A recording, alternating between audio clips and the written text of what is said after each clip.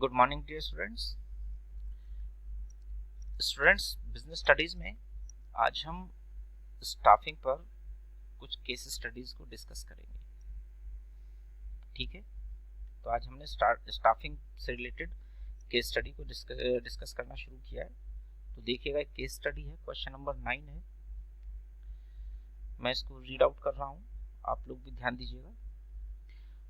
Joseph brothers is a firm manufacturing jute lampshades.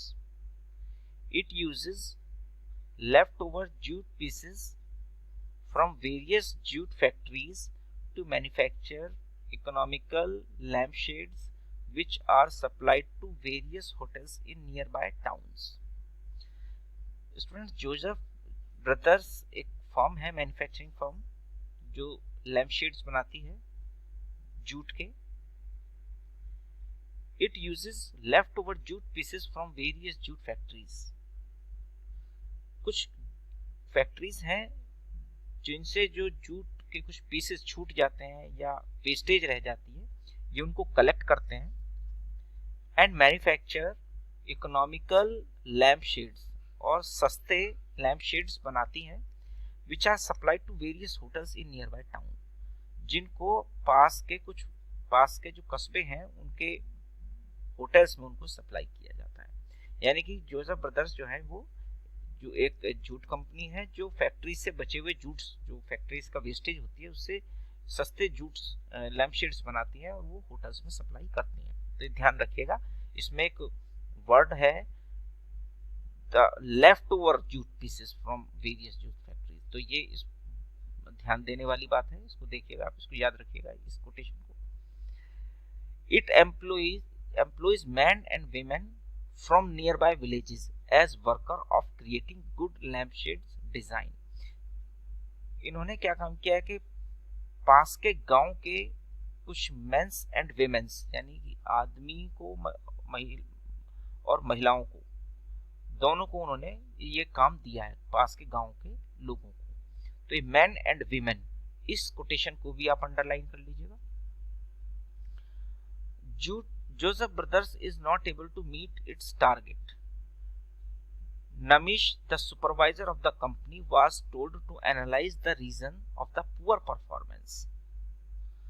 तो जो Joseph brothers है वो टारगेट पूरा नहीं कर पा रहे, तो नमिश जो उनका सुपरवाइजर है उसको बोला है कि जरा एनालाइज करो कि ये इतनी खराब परफॉर्मेंस का क्या रीजन हो सकता है।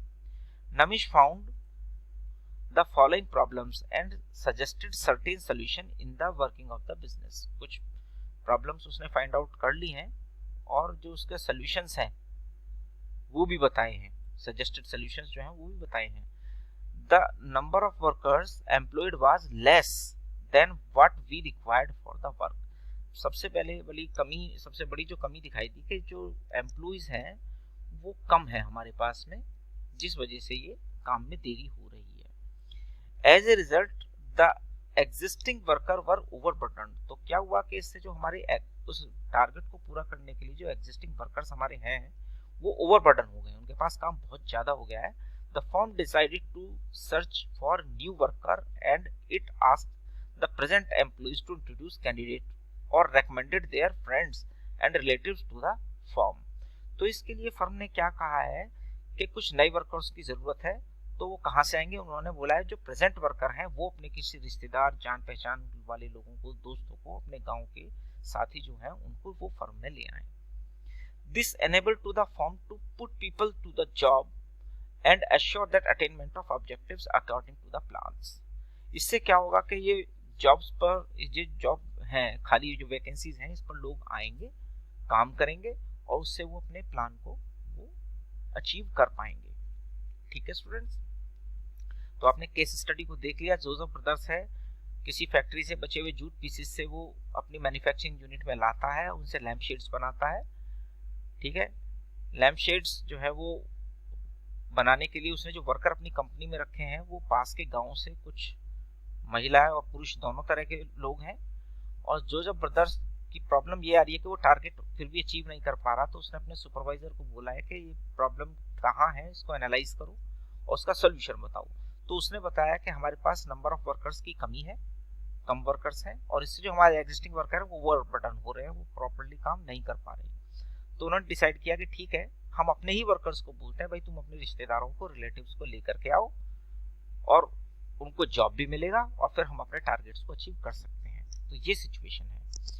तो अब ये देखिए 3 क्वेश्चंस दिए। Identify the function of management being performed by the firm in the above situation. इसमें मैनेजमेंट के कौन कौन से फंक्शन हैं? तो इसमें क्योंकि वर्कर्स की बात हो रही है तो स्टाफिंग जो फंक्शन है मैनेजमेंट का वो इसमें हमको दिखाई दे रहा है। ठीक है, स्टाफिंग के लिए हमें यहाँ पर कंट्रोलिंग भी वैसे दिख रहा है, क्योंकि जो प्रॉब्लम है उसकी सिचुएशन है, हम उसको भी देख सकते हैं कि वो उसने एनालाइज किया कि टारगेट पूरा नहीं हो रहा है, लेकिन स्टैंडर्ड परफॉर्मेंस वगैरह का यहाँ पर कोई जिक्र नहीं है, तो इसलिए हम उसको नहीं मानेंगे। हमें केवल यहाँ पर स्टाफिंग फंक्शन ही दिखाई दे रहा है। Name the concept and source used by the firm to attract more workers for the firm. इसमें कौन से कंसेप्ट को यूज किया गया है कि और वर्कर्स फर्म में आए? इसमें रिक्रूटमेंट फंक्शन को यूज किया गया है। और रिक्रूटमेंट में भी कौन सा? External source of recruitment. ठीक है, एक्सटर्नल सोर्स में कौन सा हुआ? Recommendation by the employees, existing employees. तो आपको ये दिखाई दे रहा है recommendation of present employees to attract the workers to the firm. तो यहाँ पर देखिए क्वेश्चन का आंसर ये मिल जाए हमको। रिक्रूटमेंट है, उसमें एक्सटर्नल सोर्स और एक्सटर्नल सोर्स में भी रिकमेंडेशन है। State any 2 values being followed by Jacob brothers. देखो हमें कम से कम 2 वैल्यूज इसमें दिखानी है। तो हमारी फर्स्ट वैल्यू यहाँ पर दिखाई दे रही है जनरेटिंग एम्प्लॉयमेंट। हमने कुछ टास्क को अंडरलाइन कराया था इसमें, कुछ कोटेशन को, जैसे it uses left over jute piece from various jute factories, यानी कि ऑप्टिमल यूज ऑफ रिसोर्सेज। जो दूसरे कंपनियों का छोड़ा हुआ रॉ मटेरियल था उससे उसने काम यूज, वो उसको इस्तेमाल कर रहा है। इट मींस नेचुरल रिसोर्सेज है उनका प्रॉपर यूटिलाइजेशन कर रहा है। नंबर 1 तो ये बात हुई कि जो एनवायरनमेंट है उसको प्रोटेक्ट कर रहा है, सेव कर रहा है। दूसरा हमने एक और वर्ड अंडरलाइन कराया था, मेन एंड वीमेन्स। दोनों को उसने काम पर लिया है, केवल मेंस को यूज नहीं किया है, वीमेन्स को भी यूज किया है अपने यहाँ पर काम देने में। तो यानी कि no discrimination between men and women, एक हमको वैल्यू यहाँ मिल गई है। ठीक है, नेक्स्ट वैल्यू है जनरेशन ऑफ एम्प्लॉयमेंट, लोगों को रोजगार दे रहा है। ठीक है, पुअर एंड बैकवर्ड पीपल्स या विलेजर्स को। ठीक है, तो ये इतने सारे वैल्यूज हमें यहाँ पर दिखाई दे रहे हैं। तो स्टूडेंट्स हमने देखो इस कोटेशन को, इस केस स्टडी को पढ़ा, उस पर बेस करते हुए समझ के हमने ये क्वेश्चंस के आंसर दिए। ठीक है, आप लोग भी इसको समझिए और अपनी कॉपीज में नोट कर लीजिए। ओके, आज बस इतना ही। Thank you.